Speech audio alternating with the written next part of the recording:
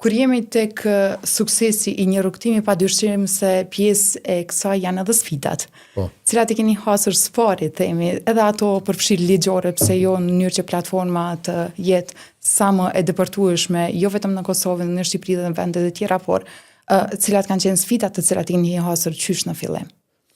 Po, nga ana ligjore edhe financiare ka pasur sfida nga më ndryshme, duke qenë se të dyja shtetet, edhe Shqipëria dhe Kosova, aspirojnë afatgjatë që të përshtaten dhe të integrohen në Bashkimin Evropian, po ndërkohë ligjet dhe praktikat nuk janë ende aty. Domethënë jemi duke i zhvilluar rishtazi, po themi si vende të dyja shtetet.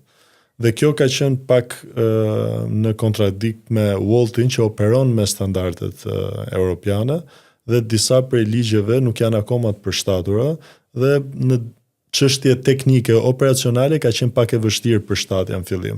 Nëse mund të them një gjë që lidhet po them me sistemin e korrierëve është që duke mos pasur në kulturë brenda Kosovës qarkullimin me motora po me mjete po them me dy rroda dhe licencat që ofroheshin nga institucionet përkatëse i jepeshin një herë në 2-3 muaj. Dhe po themi kurset dhe provimet për korrierët, për motoristat, për licencën e motorit bëheshin një herë në 2-3 muaj, ndërkohë që Wolti u fut me një ritëm shumë më të shpejtë, me një kërkesë shumë të madhe dhe kërkoheshin që të bëheshin on board korrier me licenca të reja çdo javë. Nga 10-15 çdo javë, ndërkohë institucionet tona nuk ishin përgatitura për këtë. Kjo ishte një barrierë që kemi pasur në fillim, po që me mbështetjen e qeverisë dhe institucioneve përkatëse e kemi zgjidhur. Për një biznes që ende nuk i është bashkuar Volt, si është procedura, na tregove që është fare e thjeshtë, përfitimet janë të shumë fishta, por t'i sillim ato edhe një herë në kujtesë se si është procedura për t'ju bashkuar platformës.